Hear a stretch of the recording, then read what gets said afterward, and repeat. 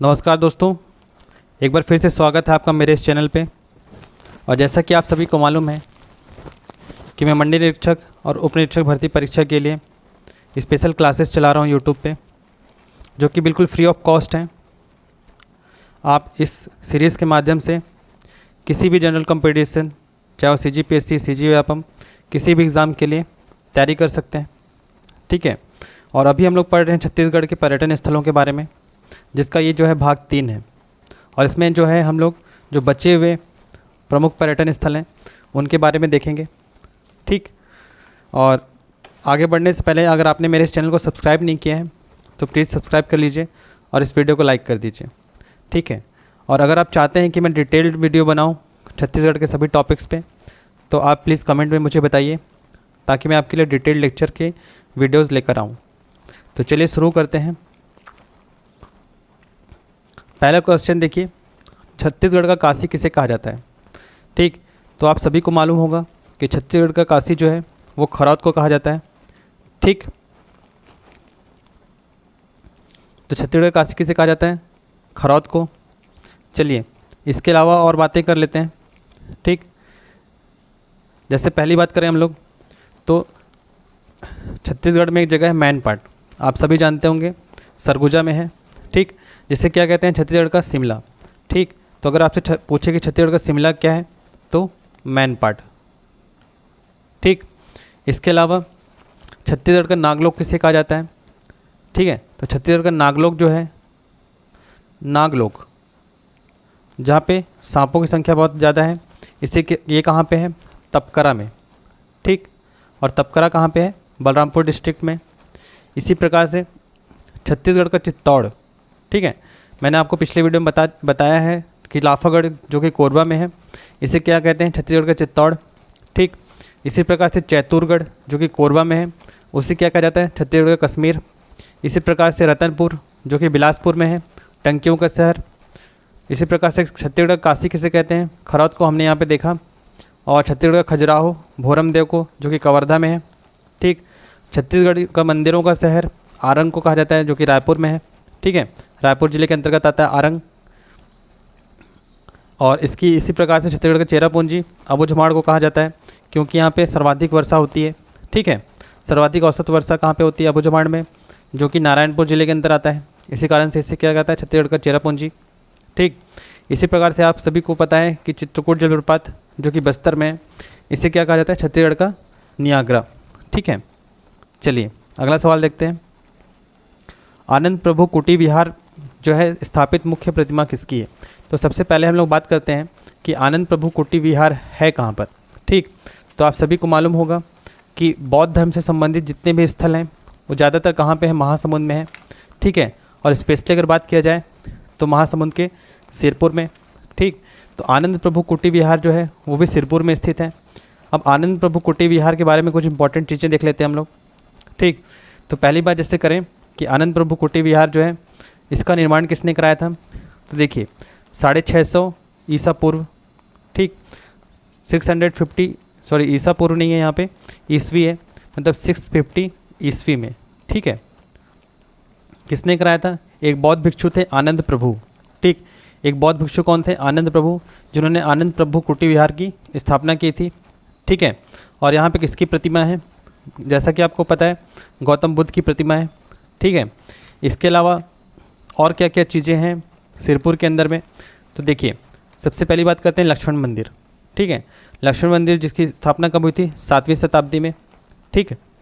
और इसके अलावा स्वास्तिक विहार है, जो कि बौद्ध धर्म से संबंधित है। ठीक है। और मैंने आपको पिछले वीडियो में बताया था कि बौद्ध धर्म की एक प्रसिद्ध और बहुत पवित्र ग्रंथ है अवदान शतक, जिसके अनुसार क्या है कि जो गौतम बुद्ध जो है वो यहाँ पे आए हुए थे सिरपुर में, उन्होंने सिरपुर की यात्रा की थी। ठीक है। इसके अलावा 639 ईस्वी में हर्षगुप्त के समय भी जब वेनसांग आए थे तो उन्होंने भी सिरपुर की यात्रा की थी। ठीक है। और इसी कारण से क्या है कि सिरपुर में मतलब हर बुद्ध पूर्णिमा को सिरपुर महोत्सव और माघ पूर्णिमा को मेला लगता है। ठीक है। चलिए छत्तीसगढ़ में ऋषभ तीर्थ की जानकारी का साहित्यिक स्रोत क्या है? ठीक है। तो देखिए पहले बात कर लेते हैं ऋषभ तीर्थ जो है, ऋषभ देव तीर्थ है कहाँ पे? ठीक। तो देखिए ऋषभ देव तीर्थ है कहाँ पे? तो जांजगीर चांपा में ठीक है। जांजगीर चांपा में एक जगह है गुंजी, क्या है, गुंजी, ठीक। अब इस गुंजी में ही जो है ऋषभदेव तीर्थ है, ठीक है। गुंजी का एक और नाम क्या है, आप सभी को मालूम होगा, दमऊ दरहा, ठीक। गुंजी का एक और नाम क्या है, दमऊ दरहा, ठीक है। और यहाँ पे क्या है, प्रसिद्ध जो जैन तीर्थंकर थे, जो प्रथम जो जैन तीर्थंकर थे, ऋषभदेव प्रथम, ठीक है, इनका जो है यहाँ पे मूर्ति है, ठीक। और इसकी जानकारी हमें कहाँ से मिली है, तो इसकी जानकारी हमें महाभारत से मिलती है, ठीक। चलिए अगला सवाल देखते हैं, रामाराम मेला कहाँ लगता है, ठीक। तो आप सभी को मालूम है कि रामाराम मेला जो है सुकमा में लगता है। चलिए अगली बात करते हैं। तो क्वेश्चन नंबर 5 देखिए, छत्तीसगढ़ के निम्नलिखित स्थान उत्खनन के फलस्वरूप पर्यटन केंद्रों के रूप में जाने जाते हैं, ठीक। तो मैंने पिछले वीडियो में आपको पचराही के बारे में बताया था, मैंने डिटेल एक्सप्लेनेशन किया पचराही के बारे में, आप एक बार जाके उस वीडियो जरूर देख लीजिए, ठीक है। तो पचराही कहाँ पे है, कबीरधाम में है। इसी प्रकार से महेशपुर की बात करें तो सरगुजा में है, नगपुरा जो है वो दुर्ग में है, और सिरपुर अभी हमने देखा कहाँ पे है, ये महासमुंद में है, ठीक है। तो ये चारों जो है छत्तीसगढ़ में जो है पर्यटन केंद्रों के रूप में जाने जाते हैं। तो इस प्रकार से हमारा आंसर क्या होना चाहिए, ऑप्शन ई 1 2 3 4, ठीक। चलिए अगला सवाल देखते हैं, राजा वीरसेन द्वारा छत्तीसगढ़ के किस प्रसिद्ध मंदिर का निर्माण कराया गया है, ठीक। तो इसका जो है डिटेल एक्सप्लेनेशन मैंने पिछले वीडियो में आपको दिया हुआ है, एक बार जाके आप वीडियो को देख लीजिए। इसके अलावा हम बाकी बातें कर लेते हैं, ठीक। तो देखिए बात करते हैं महामाया मंदिर के बारे में। तो महामाया मंदिर जो है वो है कहाँ पे, आप सभी को पता है, रतनपुर में, ठीक है। और इसकी स्थापना देखिए 1050 ईस्वी में, मतलब 11वीं शताब्दी में किसने कराई थी, एक कलचुरी शासक थे रत्नदेव प्रथम, ठीक है। रत्नदेव प्रथम जिन्होंने इसकी स्थापना कराई थी। और इसमें पूछा क्या है, राजा वीरसेन द्वारा छत्तीसगढ़ में किस प्रसिद्ध मंदिर का निर्माण कराया गया है, ठीक है। तो देखिए महामाया मंदिर गलत हो जाता है। इसी प्रकार से देखिए भोरमदेव मंदिर के बारे में आपको मालूम है कि इसकी स्थापना कब कराई गई है, इसकी स्थापना भी 1089 ईस्वी में, ठीक है। 1089 मतलब लगभग 11वीं शताब्दी में ही इसकी स्थापना कराई गई थी। और इसकी स्थापना किसने की थी, फणिनंगवंशी राजा थे, राजा गोपाल देव, ठीक है। देखिए तो मैंने इसके बारे में आपको डिटेल वीडियो जो है, मतलब डिटेल जो एक्सप्लेनेशन पिछले वीडियो में दे रखा है, ठीक है। आप जाके एक बार जरूर देख लीजिए भोरमदेव मंदिर के बारे में, ठीक। ऑप्शन सी देखिए राजीव लोचन मंदिर। तो आप सभी को पता है राजीव लोचन मंदिर के बारे में कि राजीव लोचन मंदिर कहाँ है, गरियाबंद में, ठीक है, गरियाबंद के राजिम में। अब देखिए राजिम में जो राजीव लोचन मंदिर है इसके बारे में मैंने बात नहीं की है, तो इसके बारे में आपको मैं बता देता हूँ कि पहली बात कि जो राजीव लोचन मंदिर है, ठीक है, इसकी स्थापना कब की गई है, 7वीं शताब्दी में, ठीक है। 7वीं शताब्दी में इसकी स्थापना की, और 7वीं शताब्दी में जो है इसका जो निर्माण किसने किया था, तो 7वीं शताब्दी में एक राजा थे, ठीक है, एक नलवंशी राजा जिनका नाम क्या था, बहुत फेमस है, विलास तुंग, ठीक है। क्या नाम है, विलास तुंग, ठीक है। इन्होंने जो है इसकी स्थापना की थी। बाद में देखिए कुछ समय बाद क्या हुआ था कि ये जीर्ण शीर्ण हो गया था मंदिर, ठीक है।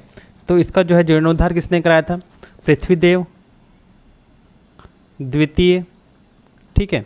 इनके सेनापति थे कौन, जगतपाल,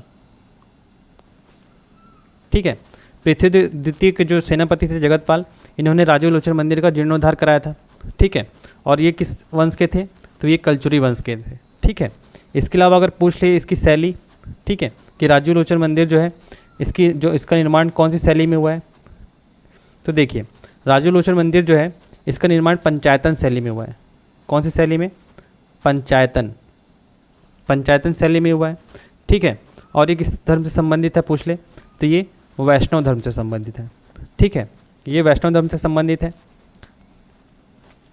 अब देखिए जो माँ बमलेश्वरी मंदिर है इसके बारे में मैंने आपको पिछले वीडियो में डिटेल में बताया हुआ है, ठीक है, कि माँ बमलेश्वर मंदिर जो है इसके निर्माण जो है राजा वीरसेन ने कराया था, ठीक है। तो इस प्रकार से ऑप्शन डी जो है करेक्ट हो जाता है, ठीक। और माँ बमलेश्वरी मंदिर के बारे में आप डिटेल में देख सकते हैं पिछले वीडियो में, ठीक है।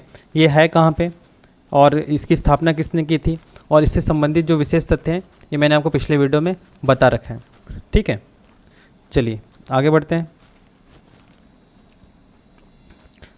अगला क्वेश्चन देखिए, निम्नलिखित युग्मों में से कौन सही सुमेलित है, ठीक है।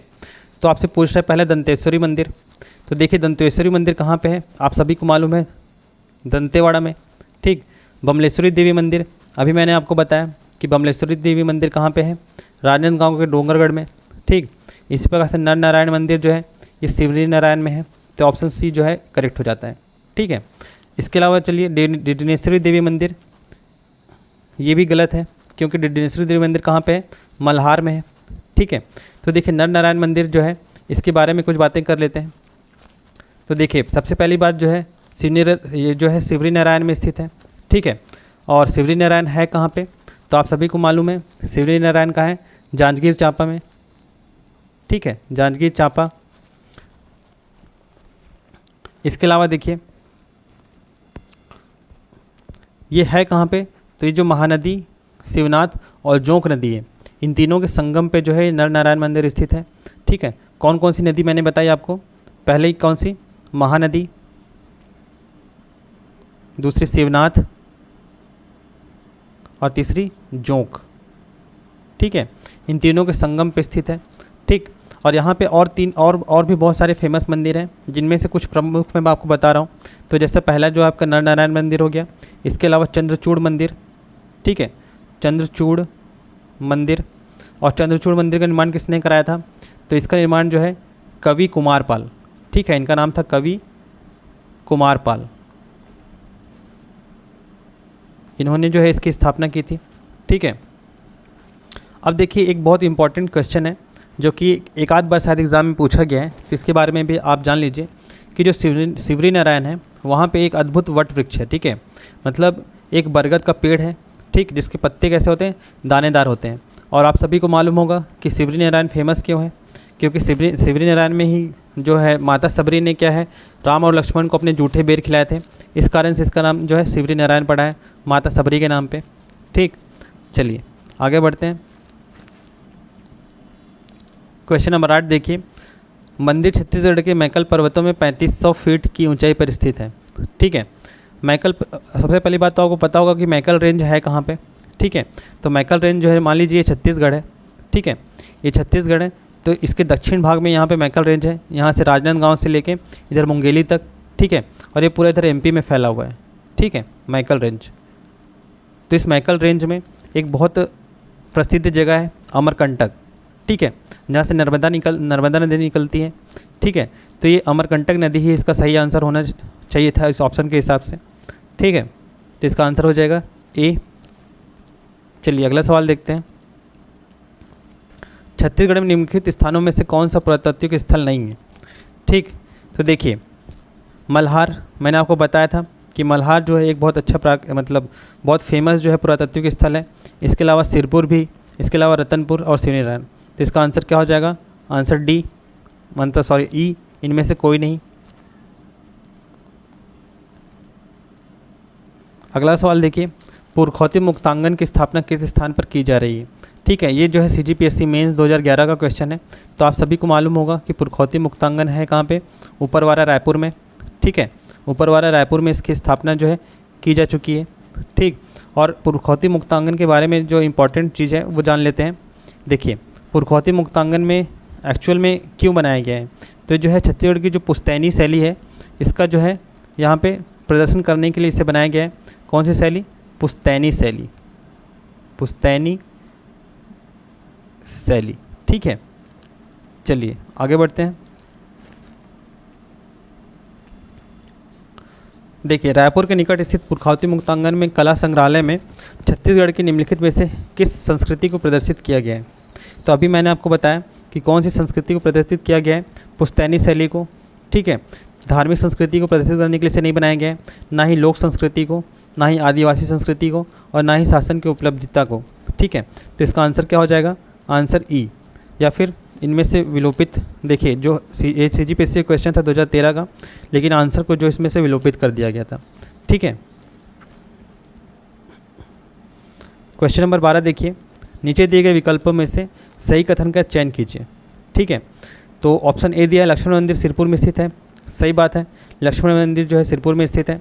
ऑप्शन बी देखिए, सीता बेंगरा गुफा रामगढ़ में स्थित है, तो आप सभी को मालूम होगा कि सीता बेंगरा, लक्ष्मण बेंगरा, हाथी पोल, ये सारी गुफाएं कहाँ हैं? रामगढ़ में।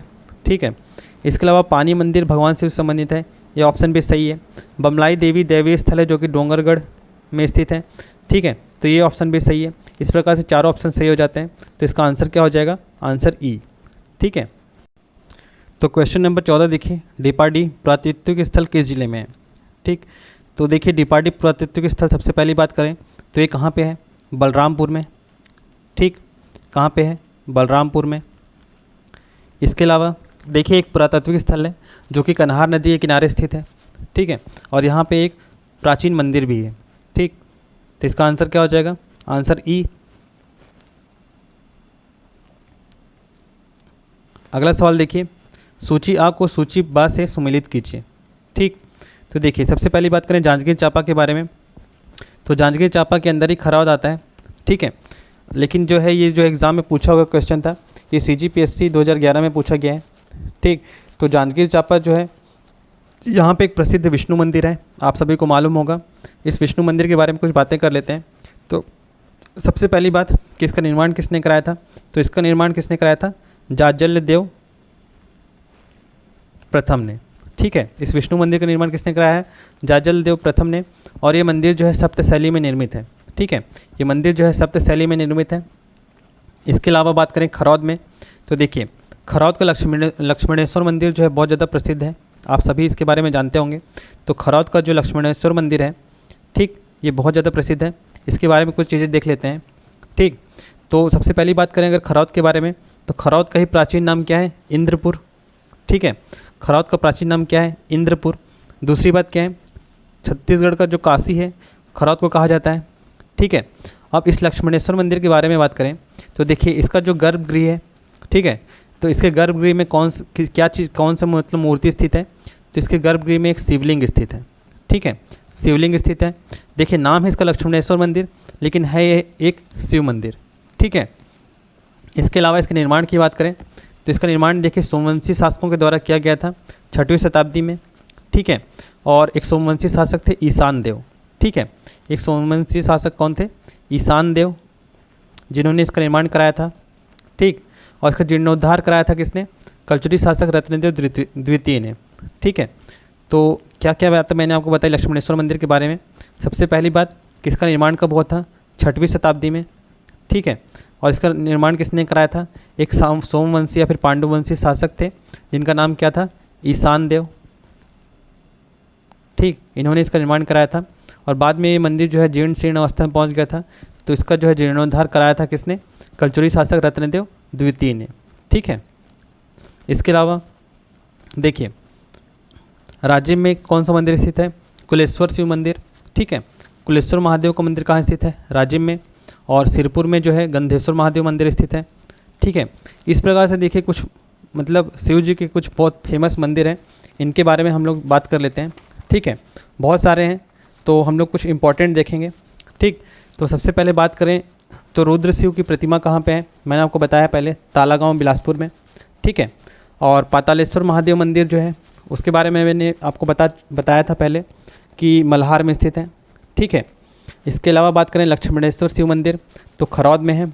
ठीक है, अब देखिए एक बहुत इंपॉर्टेंट पॉइंट है, आप याद रखिए कि देखिए एक कालेश्वर महादेव मंदिर है। ठीक है, क्या नाम है? कालेश्वर। और एक है कुलेश्वर। ठीक, तो कालेश्वर महादेव मंदिर कहाँ है? पीथमपुर में। ठीक है, कालेश्वर महादेव मंदिर कहाँ स्थित है? पीथमपुर में। ठीक, इसके अलावा बात करें कि कुलेश्वर महादेव मंदिर, तो कुलेश्वर महादेव मंदिर कहाँ स्थित है? मैंने आपको बताया अभी कहाँ पे? राजिम में। ठीक है, इसके अलावा कुछ इंपॉर्टेंट जो है शिव मंदिर कौन कौन से हैं? देखिए चंपकेश्वर शिव मंदिर। ठीक, तो चंपकेश्वर शिव मंदिर कहाँ पे है? चंपारण में, जो कि रायपुर के अंतर्गत आता है। ठीक है, इसके अलावा सोमनाथ शिव मंदिर, ये भी रायपुर में है। ठीक है, इसके अलावा फणिकेश्वर शिव मंदिर, तो फणिकेश्वर शिव मंदिर जो है वो फिंगेश्वर में है, गरियाबंद के अंतर्गत आता है। ठीक है, और सोमेश्वर शिव मंदिर कहाँ है? राजिम में। ठीक है, तो देखिए यहाँ पे आप कंफ्यूज हो जाएंगे, एक सोमेश्वर शिव मंदिर में और दूसरा सोमनाथ मंदिर में। ठीक है, तो आप याद रखेंगे कि सोमनाथ मंदिर जो है वो रायपुर के अंतर्गत में आता है। ठीक है, और सोमेश्वर शिव मंदिर किसके अंतर्गत है? राजिम गरियाबंद के अंतर्गत। ठीक है, चलिए इतनी बातें हमने कर ली। अगला सवाल देखिए, निम्नलिखित में से कौन सी जोड़ी कलचुरी मंदिर मठ एवं राजा सुमेलित नहीं है, पूछ रहा है। ठीक है, मतलब कौन से मंदिर और कलचुरी राजा जो है सुमेलित नहीं है। ठीक, तो देखिए मैंने आपको पिछले वीडियो में बताया है कि पृथ्वीदेवेश्वर मंदिर तुम्बाड़ जो है उसका निर्माण पृथ्वीदेव प्रथम ने कराया था, तो ये सही है। ठीक है, इसी प्रकार से देखिए विष्णु मंदिर जांजगीर चांपा वाला, अभी जस्ट मैंने आपको बताया कि इसका निर्माण 6ठी शताब्दी में जाजलदेव प्रथम ने कराया था। ठीक है, और ये जांजगीर चांपा में है। ठीक, और सप्तशैली से निर्मित है। ठीक, सॉरी 6ठी शताब्दी में इसे नहीं बनाया गया था। तो विष्णु मंदिर जांजगीर चांपा का किसने बनाया था, जाजलदेव प्रथम ने। ठीक है, सही बात है। शिव मंदिर पाली, ये दिया है पृथ्वीदेव द्वितीय, इसके बारे में बात करते हैं हम लोग। लक्ष्मण मंदिर खरौद, ठीक है, तो खरौद को लक्ष्मण मंदिर के बारे में हमने बात की। रत्नदेव द्वितीय, ऑप्शन सही है। तो देखिए शिव मंदिर जो है पाली का, उसका निर्माण रत्नदेव द्वितीय ने नहीं कराया था। ठीक है, ये बात आप याद रखेंगे। मैंने आपको पिछले वीडियो में भी बताया था कि जो पाली का जो शिव मंदिर है, इसका निर्माण जो है एक बाणवंशी शासक थे राजा विक्रमादित्य, जिनका दूसरा नाम क्या था, जयमेव, उन्होंने इसका निर्माण कराया था। तो इस प्रकार से ऑप्शन सी इसका सही है। और ये CGPSC असिस्टेंट प्रोफेसर इंजीनियरिंग 2015 का क्वेश्चन है। ठीक, चलिए अगला सवाल देखते हैं। देखिए मैं क्या करूँगा कि इसका जो PDF फॉर्मेट है मैं आपको जो है इस वीडियो के डिस्क्रिप्शन में दे दूंगा, वहाँ से आप जो है इसको डाउनलोड कर लीजिएगा और अपने प्रैक्टिस के लिए और रिवीजन के लिए आप इसे रख सकते हैं। ठीक है, चलिए अगला सवाल देखते हैं। किस पाठ क्षेत्र में कुनकुरी स्थित है? ठीक, तो कुनकुरी आप सभी को मालूम है, जैसा कि ये जसपुर पाठ में आता है और ये जसपुर में ही है। ठीक है, कुनकुरी, और कुनकुरी बहुत ज़्यादा प्रसिद्ध क्यों है, क्योंकि कुनकुरी जो है ईसाई धर्म के लिए बहुत ही पवित्र जगह है। ठीक है, जो एशिया का दूसरा सबसे बड़ा चर्च है वो कुनकुरी में ही है। ठीक है, एशिया का दूसरा सबसे बड़ा चर्च, और इंडिया की बात करें तो इंडिया का सबसे बड़ा चर्च कहाँ पे है, कुनकुरी में। ठीक, चलिए तो ऑप्शन देखिए, अगला जो सवाल है इसी से रिलेटेड है कि एशिया का दूसरा सबसे बड़ा चर्च कहाँ है, तो ये कहाँ पे है, कुनकुरी में। मैंने आपको बताया था अभी। अगला सवाल देखिए, विश्व की सबसे पुरानी रंगभूमि या नाट्यशाला किस जिले में स्थित है? ठीक, तो इसके बारे में हम लोग डिटेल में बात कर लेते हैं। आपको आंसर तो पता ही है कि जो प्राचीनतम नाट्यशाला है विश्व की, वो कहाँ पे है, सरगुजा में है। ठीक है, तो देखिए सरगुजा में कुछ बहुत प्रसिद्ध गुफाएं हैं जिनके बारे में जानना बहुत ज़्यादा ज़रूरी है, क्योंकि हर साल रिपीटेडली क्वेश्चंस यहाँ से पूछे जाते हैं। ठीक, तो सरगुजा में जो प्रसिद्ध जो गुफाएं हैं उनके बारे में अगर बात करें तो देखिए सबसे पहले बात करते हैं रामगढ़ की पहाड़ी की। ठीक, जो कि कहाँ है, सरगुजा में है। ठीक है, अब रामगढ़ की पहाड़ी जो है, देखिए रामगढ़ की पहाड़ी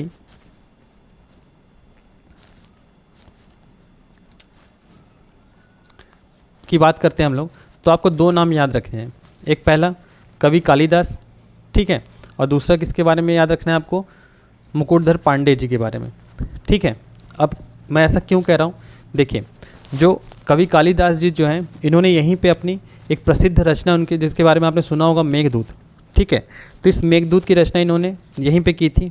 ठीक है, उसके अलावा अगर मुकुटधर पांडे जी की बात करें तो इन्होंने इस मेघदूत को ही छत्तीसगढ़ी में अनुवाद किया है। ठीक है, तो ये क्वेश्चन भी कई बार जो है CGPSC और व्यापम में पूछा गया है कि जो कालिदास की रचना मेघदूत है उसको जो है किस कवि ने इसका जो है छत्तीसगढ़ी अनुवाद किया है। ठीक, तो उस कवि का नाम क्या है, मुकुटधर पांडे जी। ठीक है, तो मुकुटधर पांडे ने ही इसका छत्तीसगढ़ी अनुवाद किया है। ठीक है, इसके अलावा मुकुटधर पांडे जी के बारे में एक बहुत इंपॉर्टेंट चीज़ क्या है कि उन्होंने सरगुजा को क्या कहा है, मतलब स्पेशली अगर बात करें तो जो रामगढ़ की पहाड़ी है उसको इन्होंने स्वर्ग का प्रवेश द्वार कहा है। क्या कहा है, स्वर्ग का प्रवेश द्वार। ठीक, चलिए अब देख लेते हैं कि रामगढ़ की पहाड़ी में जो स्थित प्रमुख गुफाएं कौन कौन सी हैं। ठीक है, तो देखिए रामगढ़ की जो पहाड़ी है इसमें मुख्य रूप से 3 गुफाएं हैं। ठीक है, सबसे पहली गुफा कौन सी है, सीता बेंगरा। ठीक, सीता बेंगरा, तो चलिए सीता बेंगरा की बात करते हैं। तो सब सीता बेंगरा की जो गुफा है वो क्या है, विश्व की प्राचीनतम नाट्यशाला। ठीक है, कि यहाँ पे जो है विश्व की प्राचीनतम नाट्यशाला के कुछ साक्ष्य मिले हैं। ठीक है, और यहीं पे जो भरत मुनि थे उन्होंने 200 ईसा पूर्व नाट्यशाला की रचना की थी। ठीक है, तो सीता बेंगरा का नाम जब भी आएगा आप याद रखेंगे भरत मुनि जी को। ठीक है, भरत मुनि जिन्होंने किसकी रचना की है, यहाँ पे नाट्यशाला की रचना की थी 200 ईसा पूर्व। ठीक है, दूसरा बात करते हैं तो लक्ष्मण बेंगरा गुफा है, ठीक। और तीसरा जो है जोगीमारा, ठीक। जोगीमारा जो है बहुत ज़्यादा इम्पॉर्टेंट है। क्यों इम्पॉर्टेंट है? क्योंकि पहली बात यहाँ पे क्या है, मौर्यकालीन यहाँ पे कुछ साक्ष्य मिले हैं, ठीक है, मौर्यकालीन साक्ष्य मिले हैं।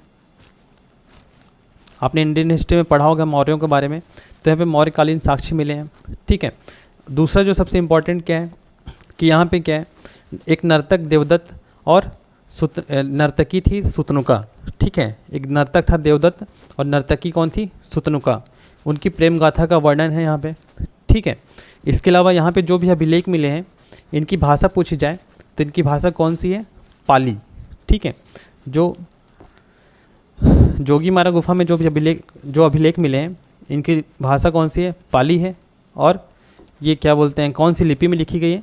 तो ब्राह्मी, ठीक है, ब्राह्मी लिपि में। ये बातें आप याद रखेंगे। चलिए अगला सवाल देखते हैं।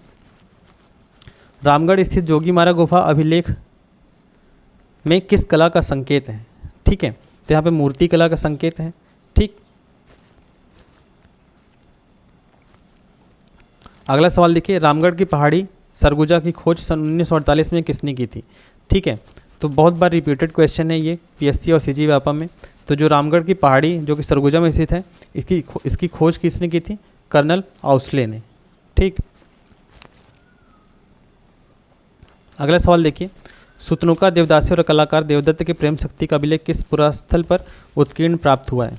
ठीक है, तो मैंने आपको अभी बताया था कि जोगीमारा गुफा, ठीक है। जोगीमारा गुफा जो कि कहाँ है? रामगढ़ में, मतलब रामगढ़ की पहाड़ी में, और है मतलब किस डिस्ट्रिक्ट के अंदर में आता है?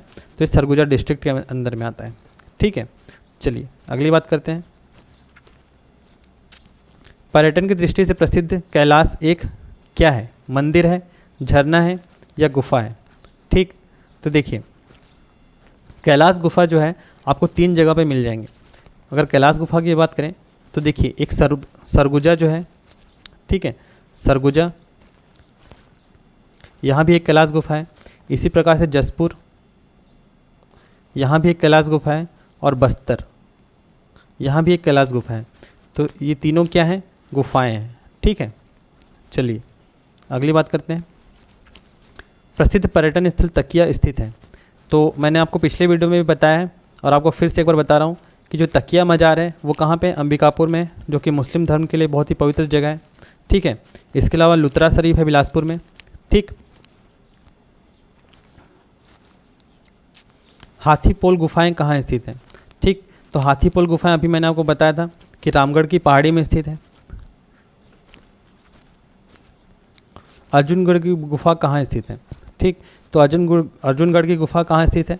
बलरामपुर में, ठीक है। तो ऑप्शन ए इसका सही जवाब है। अगला क्वेश्चन देखिए, छत्तीसगढ़ में निम्नलिखित में से किस स्थान पर तिब्बती संस्कृति का केंद्र स्थित है? ठीक है, तो आप सभी को मालूम होगा कि मतलब छत्तीसगढ़ सरकार ने क्या किया था?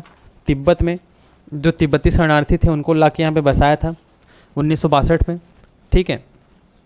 कब ला के बसाया था? 1962 में, ठीक है।